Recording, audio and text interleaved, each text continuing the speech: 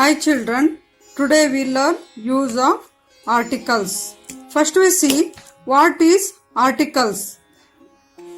In English grammar, a, an and the are called articles. Article is a word that is generally used with common nouns and adjectives. Article ಅನ್ನೋ word ಅನ್ನು ನಾವು common noun ಮತ್ತು objectives ಗೆ use ಮಾಡಬೇಕು. Common noun ಅಂತಂದ್ರೆ for example tree, book, village, city etcetera. ಅಂದ್ರೆ particular ಆಗಿ ಹೆಸರನ್ನ ಇಟ್ಟು ಕರೆದಾಗ ಅದು ಪ್ರಾಪರ್ ನೌನ್ ಆಗುತ್ತೆ. ಅಲ್ಲಿ ನಾವು ಆರ್ಟಿಕಲ್ಸ್ ಅನ್ನ ಯೂಸ್ ಮಾಡಬಾರ್ದು. ಫಾರ್ ಎಕ್ಸಾಂಪಲ್ ಈಗ ಮುನವಳ್ಳಿ, ಅದು ಪ್ರಾಪರ್ ನೌನ್, ಅಲ್ಲಿ ನಾವು ಆರ್ಟಿಕಲ್ ಅನ್ನ ಯೂಸ್ ಮಾಡಬಾರ್ದು. ವಿಲೇಜ್ ನಾವು ಯೂಸ್ ಮಾಡಬಹುದು, ಅದು ಕಾಮನ್ ನೌನ್. ಈ ರೀತಿ ಕಾಮನ್ ನೌನ್ ಮತ್ತೆ ಅಬ್ಜೆಕ್ಟಿವ್ಸ್ ಅಂದ್ರೆ it says some qualities of noun, ನೌನಿನ ವಿಶೇಷತೆಯನ್ನ ಹೇಳುವಂತ word. For example brave, useful, ancient, tall, short. ಈ ವರ್ಡ್ಗಳಿಗೆ ನಾವು ಆರ್ಟಿಕಲ್ಸ್ ಅನ್ನ ಯೂಸ್ ಮಾಡಬೇಕು. ಹಾಗಿದ್ರೆ a, an and the are called articles in English grammar.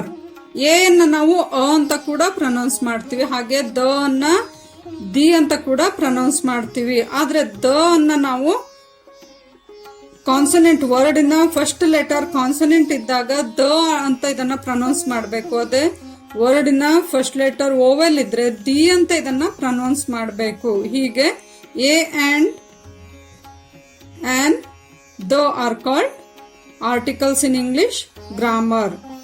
We see where we use these articles. First one is an. An is used before vowel or consonant sounding like a vowel.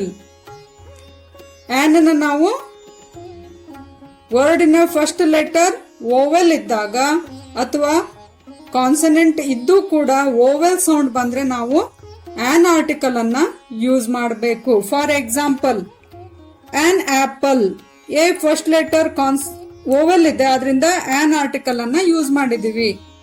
ಹಾಗೇನೆ on ಎಮೆ, ಇಲ್ಲಿ M ಇದೆ first letter, ಇದು consonant, ಆದ್ರೂ ಕೂಡ on use ಮಾಡಿದೀವಿ. ಯಾಕೆ ಅಂತಂದ್ರೆ ಇಲ್ಲಿ ಎ ಸೌಂಡ್ ಬರ್ತಾ ಇದೆ, ಇಲ್ಲಿ ಪ್ರೊನೌನ್ಸ್ ಮಾಡುವಾಗ ಎಂ ಸೌಂಡ್ ಬರ್ತಾ ಇಲ್ಲ, ಎ ಸೌಂಡ್ ಬರೋದ್ರಿಂದ, ಇದು ಓವೆಲ್ ಸೌಂಡ್ ಬರ್ತಾ ಇರೋದ್ರಿಂದ ನಾವು ಆನ್ ಅನ್ನ ಯೂಸ್ ಮಾಡಿದೀವಿ. ಅದೇ ರೀತಿ ಅವರ್, ಹೆಚ್ಚಿದ್ರು ಕೂಡ ಎಚ್ ಸೈಲೆಂಟ್, ನಾವು ಓದುವಾಗ ಅದನ್ನ ಅವರ್ ಅಂತ ಓದ್ತೀವಿ. ಎ ಅಂತ ಸೌಂಡ್ ಬರೋದ್ರಿಂದ ಇದು ಆನ್ ಅಂತ ನಾವಿಲ್ಲಿ ಯೂಸ್ ಮಾಡಬೇಕು. ಈ ರೀತಿ vowel or consonant sounding like vowel ಅಂತ ಸ್ಥಳಗಳಲ್ಲಿ ನಾವು ಆನ್ ಆರ್ಟಿಕಲ್ ಅನ್ನ ಯೂಸ್ ಮಾಡಬೇಕು.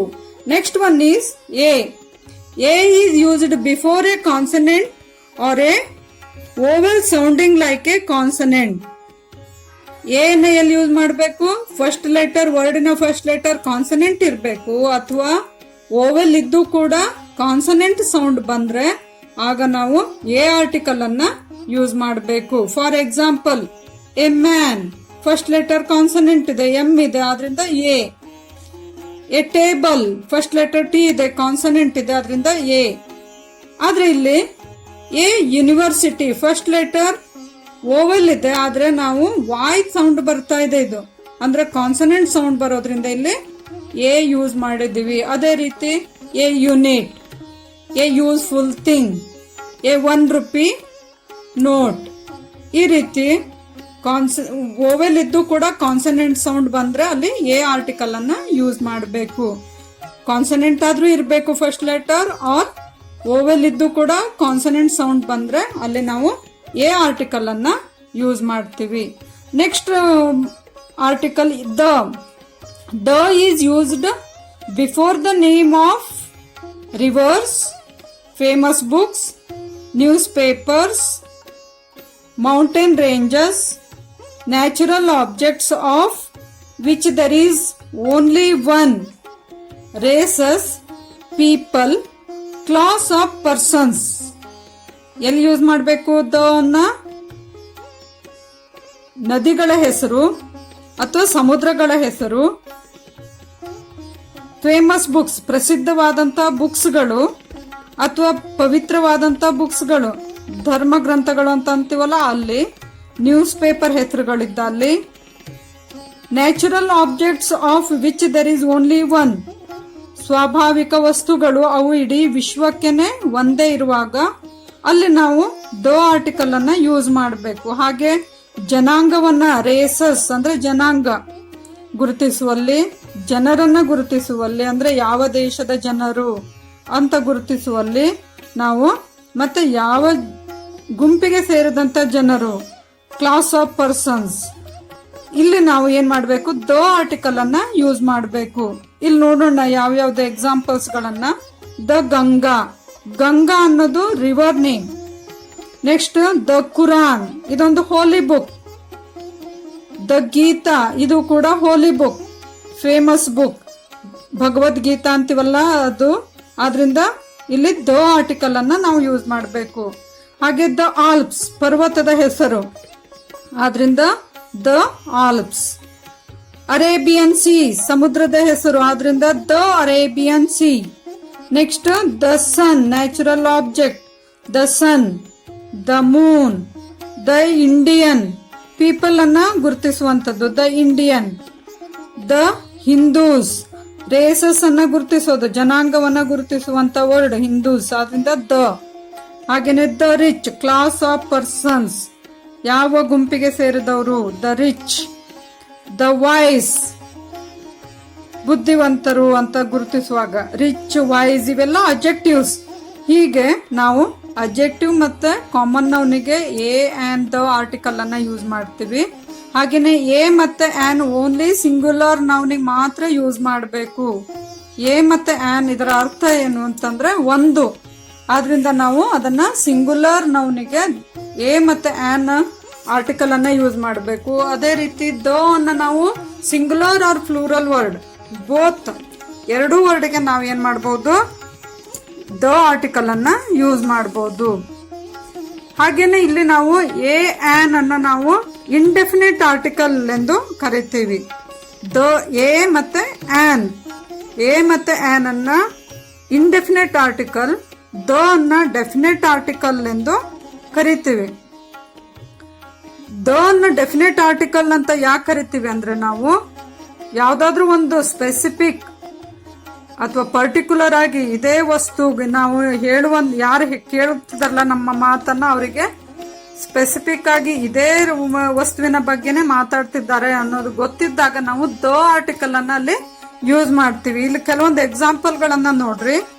ದ ಕ್ಯಾಟ್ ಈಸ್ ವೈಟ್, ಇಲ್ಲಿ ನಾವು ಯಾವ ಆರ್ಟಿಕಲ್ ಬಳಸಬೇಕಿತ್ತು, ಎ ಬರಿಬೇಕಿತ್ತು, ಆದ್ರೆ ದ ಅಂತ ಯಾಕೆ ಬಳಸಿದೀವಿ ಅಂದ್ರೆ, ನಾವು ಯಾರಿಗೆ ಆ ಕ್ಯಾಟಿನ ಬಗ್ಗೆ ಹೇಳ್ತಿದೀವಲ್ಲ ಅವರಿಗೆ ಆ ಕ್ಯಾಟಿನ ಬಗ್ಗೆ ಗೊತ್ತಿದೆ. ಆದ್ರಿಂದ ಅಲ್ಲಿ ದ ಕ್ಯಾಟ್ ಈಸ್ ವೈಟ್ ಅಂತ ಪರ್ಟಿಕ್ಯುಲರ್ ಆಗಿ ಗೊತ್ತಿರೋದ್ರಿಂದ ದ ಕ್ಯಾಟ್ ಅಂತ ನಾವಿಲ್ಲಿ ಯೂಸ್ ಮಾಡಿದೀವಿ. ಅದೇ ರೀತಿ ದರ್ ಈಸ್ ಎ ಕ್ಯಾಟ್, ಅಲ್ಲೊಂದು ಕ್ಯಾಟ್ ಇದೆ, ಯಾರ್ದು ಯಾವ್ದು ಗೊತ್ತಿಲ್ಲ ನಮ್ಗೆ, ಆದ್ರಿಂದ ಅಲ್ಲಿ ಎ ಕ್ಯಾಟ್ ಅಂತ ಇಲ್ಲಿ ಯೂಸ್ ಮಾಡಿದೀವಿ. ಅಂದ್ರೆ ಡೆಫಿನೆಟ್ ಆಗಿ ನಮ್ಗೆ ಗೊತ್ತಿಲ್ಲ, ಆದ್ರಿಂದ ಎ ಕ್ಯಾಟ್. ಹಾಗೇನೆ the apple is A healthy fruit, the apple. The apple ಅಂದ್ರೆ ಇಲ್ಲಿ ನಾವೇ ಆನ್ ಬರಬೇಕಿತ್ತು, ಆದ್ರೆ the apple is A healthy fruit. ಯಾಕೆ ಇಲ್ಲಿ ದ ಬಳಸಿದೀವಿ ಅಂದ್ರೆ, ಡೆಫಿನೆಟ್ ಆಗಿ ನಮ್ಗೆ ಗೊತ್ತಿದೆ ಬೇರೆ ಯಾವ ಫ್ರೂಟ್ ಅಲ್ಲ, ಆಪಲ್ ಹೆಲ್ದಿ ಫ್ರೂಟ್ ಅನ್ನೋದು ಗೊತ್ತಿರೋದ್ರಿಂದ ದ ಆಪಲ್ ಅನ್ನೋದನ್ನ ನಾವ್ ಇಲ್ಲಿ ಬಳಸಿದೀವಿ. ಹಾಗೇನೆ ಇಲ್ಲಿ ಗಿವ್ ಮಿ ಆನ್ ಆಪಲ್, ಆದ್ರೆ ಇಲ್ಲಿ ಆಪಲ್ ನಾವು ಆನ್ ಅನ್ನ ಬಳಸಿದೀವಿ. ಯಾಕೆ ಅಂತಂದ್ರೆ, ಯಾವ್ದೋ ಒಂದು ಆಪಲ್ಗಳು ಬಹಳಷ್ಟು ಇದೆ, ಅದರಲ್ಲಿ ಯಾವ್ದೋ ಒಂದು ಆಪಲ್ ಅನ್ನ ಕೊಡು, ಪರ್ಟಿಕ್ಯುಲರ್ ಆಗಿ ನಿರ್ದಿಷ್ಟವಾಗಿ ಇದೇ ಆಪಲ್ ಅಂತಲ್ಲ, ಆದ್ರಿಂದ ಇಲ್ಲಿ ಆನ್ ಆಪಲ್ ಅಂತ ಇಲ್ಲಿ ಬಳಸಿದೀವಿ. ಹಾಗೇನೆ ಇಲ್ಲಿ ಗಿವ್ ದ ಆರೆಂಜಸ್, ನೋಡ್ರಿ ಇಲ್ಲಿ ಆರೆಂಜಸ್ ಫ್ಲೂರಲ್ ಫಾರ್ಮ್ ಇದೆ ಆರೆಂಜಸ್, ಅದಕ್ಕೆ ನಾವಿಲ್ಲಿ ದ ಅನ್ನು ಬಳಸಿದೀವಿ. ಜೊತೆಗೆ ಬೇರೆ ಯಾವ್ದು ಫ್ರೂಟ್ ಅಲ್ಲ, ನನಗೆ ಯಾವ್ದು ಕೊಡು, ಎಲ್ಲಾ ಫ್ರೂಟ್ಗಳಲ್ಲಿ ಆರೆಂಜೇ ಕೊಡು ಅಂತ ಪರ್ಟಿಕ್ಯುಲರ್ ಆಗಿ ಹೇಳ್ತಾ ಇರೋದ್ರಿಂದ ನಾವಿಲ್ಲಿ ದ ಆರ್ಟಿಕಲ್ ಅನ್ನ ಬರ್ದಿದ್ದೀವಿ. ಅದೇ ರೀತಿ ಇಲ್ಲಿ ಗಿವ್ ಆನ್ ಆರೆಂಜ್, ನನಗೊಂದು ಆಪಲ್ ಆರೆಂಜ್ ಅನ್ನ ಕೊಡು, ಇಲ್ಲಿ ನಮ್ಗೆ ಒಂದೇ ಆರೆಂಜ್ ಅನ್ನ ಕೊಡು, ಯಾವ್ದಾದ್ರು ಒಂದು ಪರ್ಟಿಕ್ಯುಲರ್ ಆಗಿ ಇದೇ ಆರೆಂಜ್ ಅಂತಿಲ್ಲ, ಯಾವ್ದಾದ್ರು ಒಂದು ಆರೆಂಜ್ ಅನ್ನ ಕೊಡು ಅಂತ ಹೇಳಿರೋದ್ರಿಂದ ಇಲ್ಲಿ ಗಿವ್ ಆನ್ ಆರೆಂಜ್ ಅಂತ ಇಲ್ಲಿ ಆನ್ ಬಳಸಿದೀವಿ. ಹಾಗೆ ದ ಸ್ಕೈ ಇದು ನ್ಯಾಚುರಲ್ ಆಬ್ಜೆಕ್ಟ್, ಆದ್ರಿಂದ ಇಲ್ಲಿ ದ ಸ್ಕೈ ಅಂತ ಬರ್ದಿದ್ದೀವಿ. ಹಾಗೇನೆ ಇಲ್ಲಿ on umbrella, first letter vowel ಇದೆ, ಆದ್ರಿಂದ ಆನ್. ನೋಡ್ರಿ ಇಲ್ಲಿ ಯಾವ್ದು ನಮ್ಗೆ ಸೆಂಟೆನ್ಸ್ ಅನ್ನ ಕೊಟ್ಟಿಲ್ಲ ಮುಂದೆ, ಆದ್ರಿಂದ ಆನ್ ಅಂಬ್ರೆಲ್ಲಾ, ಒಂದು ಅಂಬ್ರೆಲ್ಲಾ ಅಂತ ಇಲ್ಲಿ ಬರ್ದಿದ್ದೀವಿ. ನಿರ್ದಿಷ್ಟವಾಗಿ ಮುಂದೇನು ಗೊತ್ತಿಲ್ಲ ನಮ್ಗೆ, ಆದ್ರಿಂದ ಆನ್ ಅಂಬ್ರೆಲ್ಲಾ ಅಂತ ಬರ್ದಿದ್ದೀವಿ. Next going to the school, ಸ್ಕೂಲಿಗೆ ಹೋಗ್ತಾ ಇದ್ದೀನಿ. ನಾ ಸ್ಕೂಲಿಗೆ ಹೋಗ್ತಾ ಇದ್ದೀನಿ, ಬೇರೆ ಎಲ್ಲೂ ಇಲ್ಲ, ಮಾರ್ಕೆಟ್ಗಾಗ್ಲಿ ಬೇರೆ ಯಾವ್ದೋ ಒಂದು ಪ್ಲೇಸಿಗಿಲ್ಲ, ಸ್ಕೂಲಿಗೆ ಹೋಗ್ತಾ ಇದ್ದೀನಿ ನಿರ್ದಿಷ್ಟವಾಗಿ ಗೊತ್ತಿರೋದ್ರಿಂದ ಇಲ್ಲಿ ದ. ಆದ್ರೆ ಇಲ್ಲಿ ನೋಡ್ರಿ, A school is learning place, ಒಂದು ಶಾಲೆ ಕಲಿಯುವಂತ ಸ್ಥಳ.